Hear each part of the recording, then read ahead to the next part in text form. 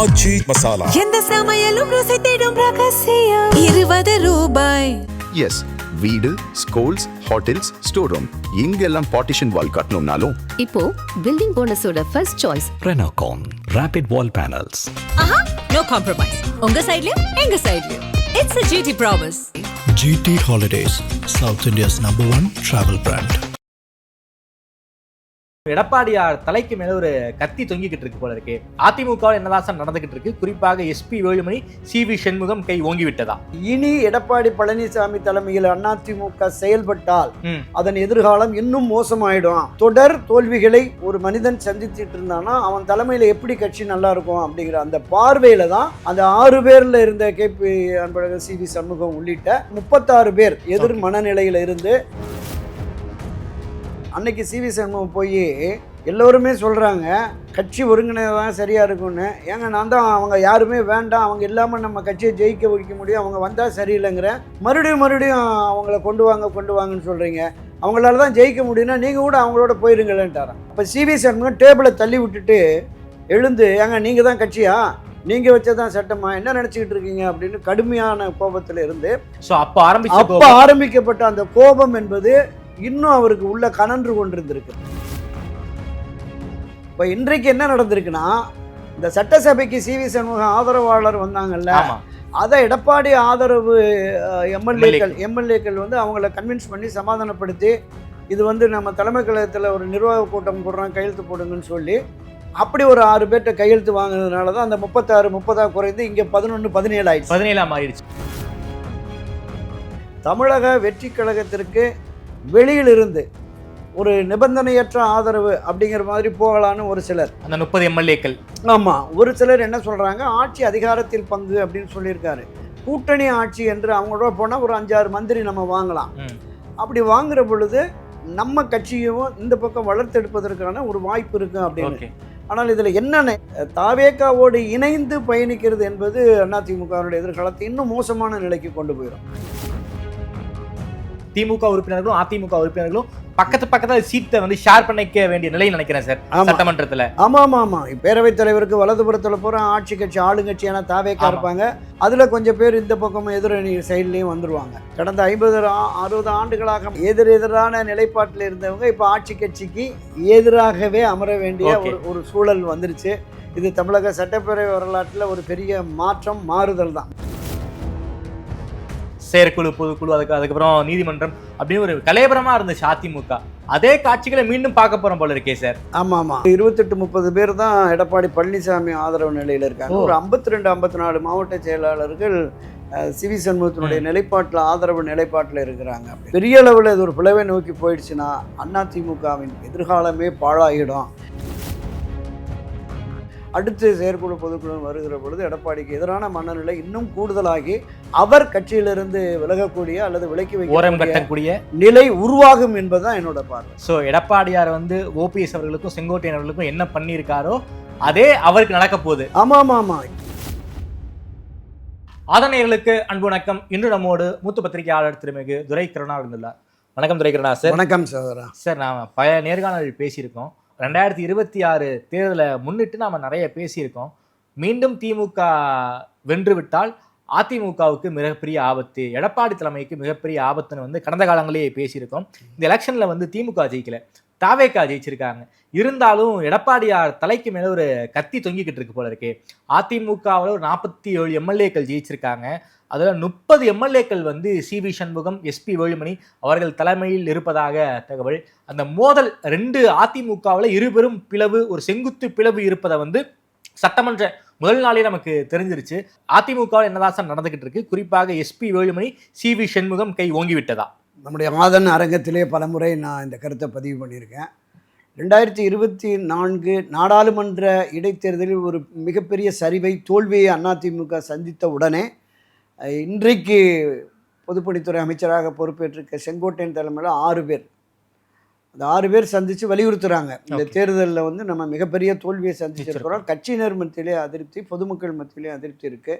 எனவே 2026 தேர்தலில் நாம் வெற்றி பெற வேண்டும் என்றால் கட்சி ஒருங்கிணைய வேண்டும், ஒன்றிணைந்து அதிமுக மட்டும்தான் திமுகவை தேர்தல் களத்தில் வீழ்த்த முடியும்னு சொன்னாங்க. அவர் ஒத்துக்கவே இல்லை. திரு எடப்பாடி பழனிசாமி ஒப்புக்கொள்ளவே இல்லை. ஒன்றிணைப்புங்கிறதே பேசிட்டு வராதிங்க அப்படின்ட்டார். என்ன சொன்னாருன்னா 2024 என்பது நாடாளுமன்ற தேர்தல், அது யார் நாம் பிரதமர்னு முன்னிறுத்தலை, அதனால தான் இந்த பின்னடைவு தோல்வி கிடைத்திருக்கு. 2026 நாம் கட்டமைப்பு ஒரு பெரிய அளவில் வலுவான கட்டமைப்பு கூட்டணியை உருவாக்கி நம்ம நிச்சயம் வெற்றி பெற்று ஆட்சிக்கு வருவோம் அப்படின்னு சொல்லிட்டார்.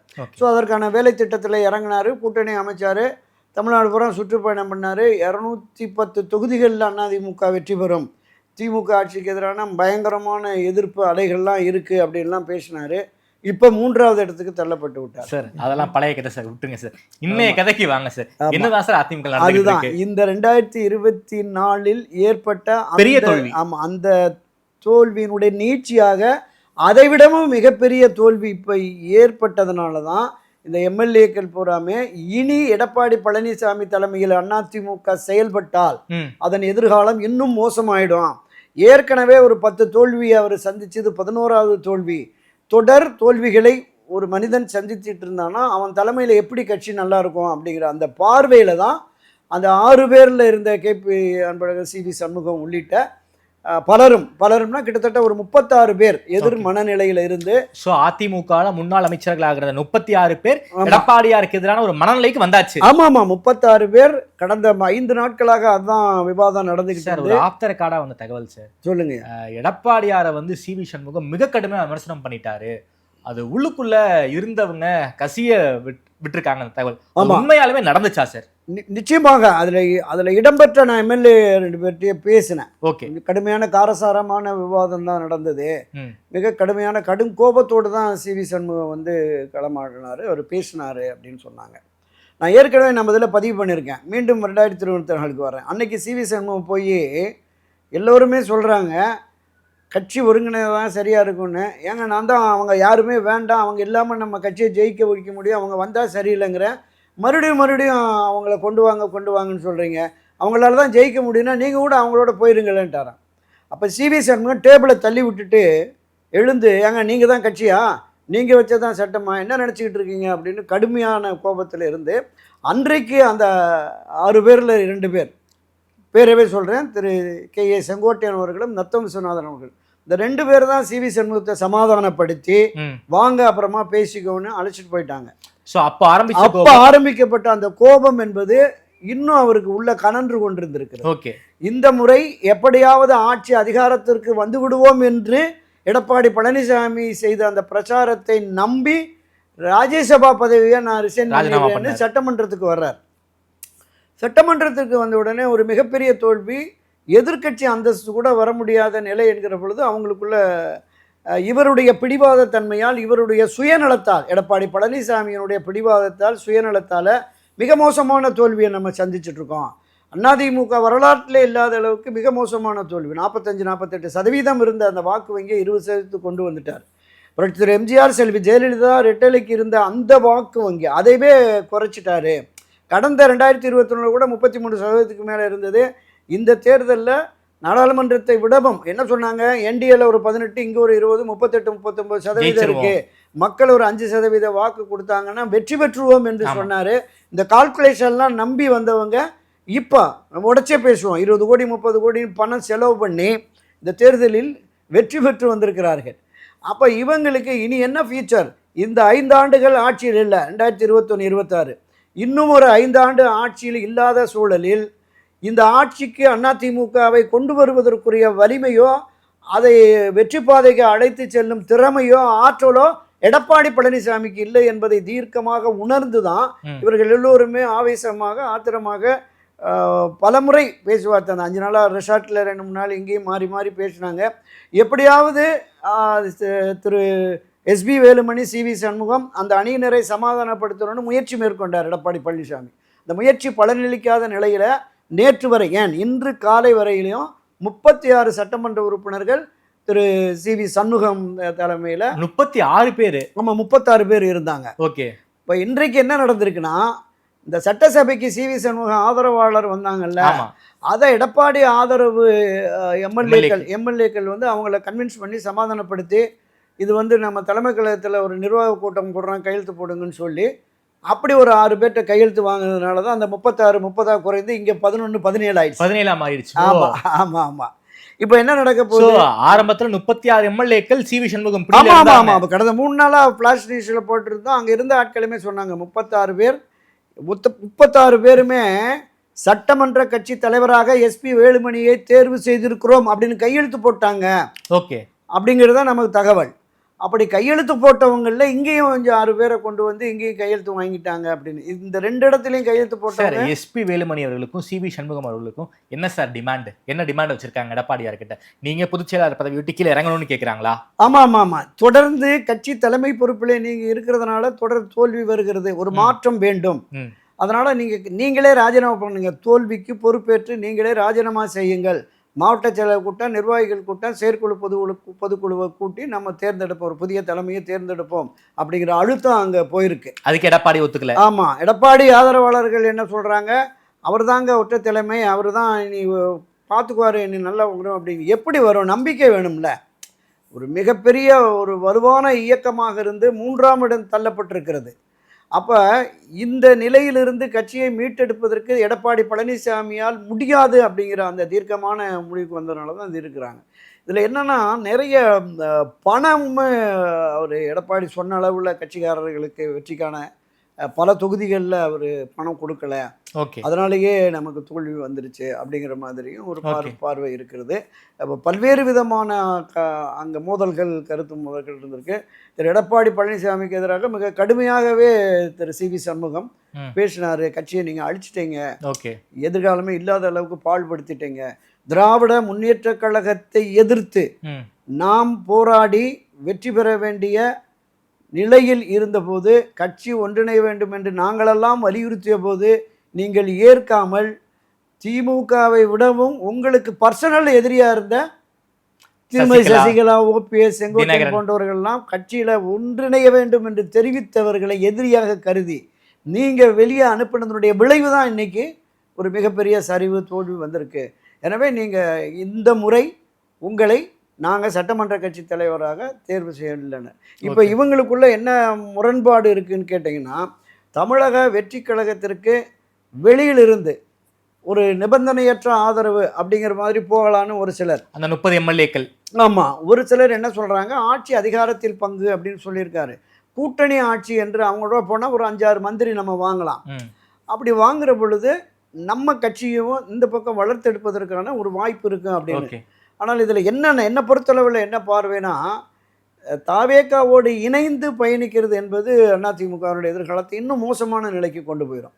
ஏன்னா திரும்ப இவங்க 5 ஆண்டு அங்கே இருந்துட்டு வெளியில் வந்து தாவேகாவுக்கு எதிராக அம்மா ஆட்சி, தலைவர் ஆட்சியை கொண்டு வருவேன்னு பிரச்சாரமே பண்ண முடியாது.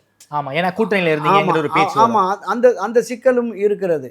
இப்போ எடப்பாடி கூட இருக்கிற அந்த 17 எம்எல்ஏக்களுடைய மனப்போக்கு என்பது இதுதான். ஓகே, வேண்டாம், நம்ம வந்து நமக்கு எதிரான நிலைப்பாடு, இந்த திராவிட கட்சிகளை வீழ்த்தி ஆட்சி அதிகாரத்துக்கு வரணும்னு விஜய் வந்துட்டார், நம்மளை பொருட்டாகவே மதிக்கலை. அதிமுக உட்பட யாருக்கும் அவர் அழைப்பு கொடுக்கல, ஆதரவு கேட்டு கூட நமக்கு அழைப்பு கொடுக்கல. அப்போ அழையா விருந்தாளியா போய் நாம் ஏன் போகணும் அப்படிங்கிற மாதிரியான ஒரு பார்வை இந்த பக்கம் இருக்குது. இப்போ இவர்கள் வந்து இனி அரசியலில் நாம் தொடர்ந்து பயணிக்க வேண்டும் என்றால் நாம் ஒரு ஆட்சி கட்சியாக இருக்கிறது தான் சரியாக இருக்குங்கிற பார்வை இங்கே. இப்போ நாளை பேரவைத் தலைவராக திரு ஜெயஸ்ரீ பிரபாகர் தேர்ந்தெடுக்க போகிறார். ஓகே, அப்போ அவருக்கு எதிராக யாரும் வேட்பாளர் நிப்பாட்டக்கூடிய எண்ணம் இல்லையா? இல்லை. யாருமே திமுகவோ அதிமுக மற்றவர்களோ அதை நிறுத்துறதுக்கான வாய்ப்பே இல்லை. ஓகே, அதை தாண்டி இந்த முறை அந்த பேரவையில் வந்து இந்த ஆட்சிக்கு ஆதரவு முழுமையாக இருக்கிறது என்கிற நம்பிக்கை தீர்மானத்தை கொண்டு வந்து அந்த தீர்மானமும் வெற்றிகரமாக போயிடும். அது எந்த மாற்று கருத்தும் இல்லை. ஏன்னா திராவிட முன்னேற்ற கழக தலைவர் திரு ஸ்டாலின் அவர்கள் என்ன சொன்னார், தாவேக ஆட்சி அமைப்பதற்கு நாங்கள் இடையூறு செய்ய மாட்டோம், தடையாக இருக்க மாட்டோம், 6 மாதங்கள் அந்த ஆட்சியை பற்றிய விமர்சனமும் இருக்காது அப்படின்னு சொன்னார். அதனால் அதுக்கு எதிரான விஷயங்களை பண்ண மாட்டாங்க. அப்படிங்கிறதுனால தான் இந்த நம்பிக்கை தீர்மானத்தில் வெற்றி பெறுவார்கள். சபாநாயகரும் இருக்கு. இந்த 36 பேர் என்ன கருதுனாங்கன்னா, நிரந்தரமான ஒரு பேரவைத் தலைவரை தேர்ந்தெடுத்தோன்னே அவர்கிட்ட போய் நம்ம கடிதம் கொடுக்கலான்னு தாமதப்படுத்தினுடைய விளைவு இப்போ எடப்பாடி குரூப் வந்து தற்காலிக சபாநாயகர் கருப்பையாட்டியே கொண்டு போய் அவங்க கொடுத்துட்டாங்க. அப்போ இது திரும்ப அந்த 30 பேர் இன்றைக்கு சிவி சண்முகம், எஸ்பி வேலுமணி இவர்கள் ஆதரவு நிலைப்பாட்டில் இருக்கிற அந்த 30 சட்டமன்ற உறுப்பினர் இன்னைக்கே கொடுப்பாங்களா ஓகே அல்லது நாளைக்கு கொடுப்பாங்களா, அவங்க யாரை முன்மொழிய போகிறாங்க அப்படின்னு. அப்போ இந்த 47 பேருமே இரட்டை இலை நின்று அண்ணா திராவிட முன்னேற்ற கழகத்தின் சார்பாக வெற்றி பெற்று வந்தவர்கள் என்பதால் இவர்களை எப்படி இந்த 2 அணியினரையும் பேரவையில் பிரித்து வைப்பது அப்படிங்கிற ஒரு மிகப்பெரிய பிரச்சனையுமே ஏன்னா உருவாயிடும். திமுக உறுப்பினர்களும் அதிமுக உறுப்பினர்களும் பக்கத்துல சீட்டை வந்து ஷேர் பண்ணிக்க வேண்டிய நிலையில் நினைக்கிறேன் சார் ஆமா. சட்டமன்றத்துல. ஆமாம் இப்போ அப்படிதான் இருக்கும். ஓகே. பேரவைத் தலைவருக்கு வலதுபுறத்தில் பூரா ஆட்சி கட்சி ஆளுங்கட்சியான தாவேக்கா ஆமா. இருப்பாங்க. அதில் கொஞ்சம் பேர் இந்த பக்கமும் எதிரணி சைட்லேயும் வந்துருவாங்க. ஓகே. நீங்கள் சொன்ன மாதிரி பிரதான எதிர்க்கட்சியான திராவிட முன்னேற்ற கழகம் அவர்களோடு பக்கத்தில் தான் திராவிட அதிமுக உட்கார முடியும். ஆமாம், கடந்த 50-60 ஆண்டுகளாக மாறி மாறி துருவங்கள்ல இருந்தவங்க இப்ப பக்கத்துல உட்கார வேண்டிய நிலைமை. ஆமா, எதிரான நிலைப்பாட்டில் இருந்தவங்க இப்ப ஆட்சி கட்சிக்கு எதிராகவே அமர வேண்டிய ஒரு சூழல் வந்துருச்சு. இது தமிழக சட்டப்பேரவை வரலாற்றில் ஒரு பெரிய மாறுதல் தான். இந்த 50-60 ஆண்டுகளாக இல்லாத ஒரு நிலையை தான் நாம பார்க்கிறோம் சார். குறிப்பாக 30 எம்எல்ஏக்கள் வந்து எஸ்பி வேலுமணி அதே போல வந்து சிவி சண்முகம் பிடியில இருக்காங்கன்னு சொல்றீங்க. ஜெயிச்சது மொத்தம் வந்து 47 எம்எல்ஏக்கள் சார் அதிமுக சார்பா. அதுல 2/3 இவங்க கிட்ட இருக்கு. யாருன்னா எஸ்பி வேலுமணி அதே போல வந்து சிவி சண்முகம் கிட்ட இருக்காங்க. அப்படின்னா வந்து கட்சி தாவல் தடை சட்டமே கூட இந்த இடத்துல வந்து செல்லுபடி ஆகாது போல செல்லுபடியாது. அப்போ அவங்க கொடுக்குற லெட்டர்ல என்ன சொல்லுவாங்க, அவங்க இவங்களுடைய வேண்டுகோளை ஏற்று வர்ற பொழுது பேரவைத் தலைவர் அதில் என்ன முடிவு எடுப்பாருன்னா அதிமுக 1 அதிமுக 2ன்னு தான். ஓ, ஏற்கனவே ஒரு சம்பவம். நீங்கள் 1993 மறுமலர்ச்சி திராவிட முன்னேற்ற கழகம் வைகோ தலைமையில் திமுகலேருந்து பிரிஞ்சாங்க. துறைமுக தொகுதியில் வெற்றி பெற்ற செல்வராசன் அவர் மதிமுக வைகோவுக்கு ஆதரவாக போனார். எழும்பூர் தொகுதியில் இடைத்தேர்தல் வெற்றி பெற்ற பருதி இளம்பழுதி திமுக இருந்தார். அப்போ இவங்க 2 பேருமே திமுக. வைகோ வந்து ஒரு கடிதம் கொடுக்குறார். துறைமுக தொகுதி சட்டமன்ற உறுப்பினர் செல்வராசன் என்னுடைய மதிமுகவில் இருந்துட்டார், எனவே பேரவையில் அவரை மதிமுக உறுப்பினர் என்று நீங்கள் அழைக்க வேண்டும், பதிவு செய்யணும்னாரு. பேரவைத் தலைவர் ஏற்றுக்கல. ஓகே. உதயசூரியன் சின்னத்தில் வெற்றி பெற்று திமுக உறுப்பினராக அந்த பேரவையில் இருப்பவர் கடைசி வரைக்கும் அந்த திமுக உறுப்பினர் தான் அப்படின்னு சொல்லிட்டு தான் பரிதி இளவழுதி திமுக 1, செல்வராசன் திமுக 2ன்னு போனாங்க. இப்போ அந்த மாதிரி தான் அதே நிலை. அப்போ 2 எம்எல்ஏ சார். திமுக 1 திமுக 2. இங்க 47 எம்எல்ஏக்கள் இருக்காங்க. அங்க அதிமுக 1 அதிமுக 2ன்னு போக வாய்ப்பு. அப்படிதான் போக வாய்ப்பு இருக்கு. நீங்க இவர் ஒரு தலைவர் அவர் ஒரு தலைவர்னா குழுவாகவே பிரதான எதிர்க்கட்சி திமுக, அடுத்து எதிர்க்கட்சியில அதிமுகவினுடைய சட்டமன்ற குழு தலைவராக ஒரு 17 பேர் எடப்பாடி பழனிசாமி, 30 பேர் எஸ்பி வேலுமணினா அப்போ அதுலேயுமே வந்துடும் அதிமுக 1 அதிமுக 2ங்கிற நிலை பேரவையிலையும் வந்துடும், வெளியிலையும் அது ஒரு மிகப்பெரிய தாக்கத்தை. சார் அப்படின்னா எப்படி கடந்த காலங்களில் திமுக ஆட்சி காலத்தில் வந்து சட்டமன்றத்தில் ஒரு மிகப்பெரிய சட்ட போராட்டத்தை எடப்பாடி நடத்தினாரோ அதே மாதிரியான ஒரு காட்சிகளை மீண்டும் பார்க்க போகிறோம் போல இருக்கே சார். செயற்குழு பொதுக்குழு அதுக்கப்புறம் நீதிமன்றம் அப்படின்னு ஒரு கலைபரமாக இருந்துச்சு அதிமுக. அதே காட்சிகளை மீண்டும் பார்க்க போகிறோம் போல இருக்கே சார். ஆமாம், அதை விடவும் ஒரு தீவிரத்தன்மை இதில் வரும்னு தான் நினைக்கிறேன். ஏன்னா கிட்டத்தட்ட 82 மாவட்ட செயலாளர்கள் அதிமுகவில் இருக்காங்க. இதுலேயுமே ஒரு 28-30 பேர் தான் எடப்பாடி பழனிசாமி ஆதரவு நிலையில் இருக்காங்க. ஒரு 52-54 மாவட்ட செயலாளர்கள் சிவி சண்முகத்தினுடைய நிலைப்பாட்டில் ஆதரவு நிலைப்பாட்டில் இருக்கிறாங்க அப்படின்னா. அப்போ மாவட்ட செயலாளர்கள் ஒன்றிய நகரம் எல்லா இதுலேயுமே இந்த பிரிவுகள் வந்துருச்சுன்னு சொன்னால் நீங்கள் தொடக்கத்தில் சொன்ன மாதிரி இது ஒரு மீண்டும் ஒரு பிளவை நோக்கி, செங்குத்து பிளவு தான். ஆமாம், இது பெரிய அளவில் இது ஒரு பிளவை நோக்கி போயிடுச்சுன்னா அதிமுகவின் எதிர்காலமே பாழாகிடும். எனவே இந்த கட்சியை நிறுவிய புரட்சித்தலைவர் எம்ஜிஆர், நம்ம அடிக்கடி பேசுவோம், 1000 ஆண்டுகளை கடந்து அதிமுக நிற்கும் நிலைக்குனாங்க. செல்வி ஜெயலலிதாவும் 100 ஆண்டுகளை கடந்து ஆட்சி அதிகாரத்தில் அதிமுக இருக்கும். 53 வருஷத்தில் எடப்பாடி பழனிசாமி அதை கொண்டு போய் முட்டுச்சந்தில் நிறுத்திட்டார். மிகப்பெரிய சரிவை கொண்டு வந்து கொடுத்துட்டாரு. அதனால தான் இந்த அளவுக்கு கோபாவேசமாக இந்த சட்டமன்ற உறுப்பினர் இருக்காங்க. இவங்க மாவட்ட நிர்வாகிகள் கூட்டத்தை போட்டு தீர்மானம் போடுறது, அடுத்து செயற்குழு பொதுக்குழு வருகிற பொழுது எடப்பாடிக்கு எதிரான மனநிலை இன்னும் கூடுதலாகி அவர் கட்சியிலிருந்து விலகக்கூடிய அல்லது விலக்கி வைக்கக்கூடிய நிலை உருவாகும் என்பதுதான் என்னோட பார்வை. ஸோ எடப்பாடியார் வந்து ஓபிஎஸ் அவர்களுக்கும் செங்கோட்டையன் அவர்களுக்கும் என்ன பண்ணியிருக்காரோ அதே அவருக்கு நடக்க போகுது. நான் அடிக்கடி பல விவாதங்களில் குறிப்பிடுவேன், இயற்கை நியதிகளுக்கு மாறாகவும் தர்ம நியாயங்களுக்கு புறம்பாகவும் ஒரு மனிதன் செயல்பட்டால் அவன் தொடர்ந்து தோல்விகளே சந்திப்பான், வெற்றியை எதிர்கொள்வதற்கு முடியாது அப்படிங்கிறது தான். அந்த நிலைப்பாட்டுக்கு வந்துட்டார். தொடர்ந்து நீங்கள் சட்டமன்ற தேர்தல், ஊரக உள்ளாட்சி தேர்தல், இடைத்தேர்தல், நாடாளுமன்ற தேர்தல் என்று ஒரு கட்சியை கட்டமைத்து கொண்டு சென்று வெற்றி பாதைக்கு அழைத்து செல்வார் என்கிற நம்பிக்கையோடு ஒற்றை தலைமை என்று திரு எடப்பாடி பழனிசாமியை தேர்வு செய்தவர்கள் இன்று அவருக்காக தேர்வு செய்தவர்கள் தான் இன்று அவருக்கு எதிராக குரல் எழுப்புகிறார்கள். இது எங்கே கொண்டு போய் அதிமுக அதனுடைய எதிர்காலம் என்னாகும் என்பது தான் மிகப்பெரிய அளவில் 2 கோடிக்கும் மேற்பட்ட தொண்டர்கள் இயக்கம். அந்த இயக்கம் ஆமாம், இவர்களுக்குள் முன்னாள் அமைச்சர்கள், முன்னாள் எம்பி, முன்னாள் எம்எல்ஏ இவர்களுக்குள் இருக்கிற அந்த பிரச்சனைகள்னால கட்சி பாழாகிறது என்கிற கவலையோடு தொண்டன் பயணிக்கிறான். அவனுடைய கவலை நீங்குமா பார்ப்போம். அது நீண்ட கேள்வி. அதே போல வரக்கூடிய நாட்கள்ல அதிமுகவில் ஒரு கலைபர காட்சிகளை எதிர்பார்க்கலாம் நானும் நினைக்கிறேன். அதை பத்தி நிறைய பேச போறோம் சார். குறிப்பாக திணை விதைத்தவன் திணை அறுப்பான், வினை விதைத்தவன் வினை அறுப்பான் ஒரு பழமொழி எடப்பாடி பழனிசாமி அவர்களுக்கும் போயிருக்கு. ஸோ அது வரலாறு நிச்சயம் பேசும்னு நினைக்கிறேன். அதிமுக நடக்கக்கூடிய இந்த கலைபரங்களை பத்தி ரொம்ப விரிவா பேசியிருக்கீங்க. இன்னொரு புலவை நோக்கி அதிமுக போகுது. அதற்கான ஆரம்ப புள்ளி சட்டமன்றத்தையே நாம இன்னைக்கு நேரடியாவே பார்த்திருக்கோம். வரக்கூடிய நாட்கள் இதை பத்தி ரொம்ப விரிவா பேசலாம் சார். நேரில் நம்ம பேசிய நன்றி. நன்றி.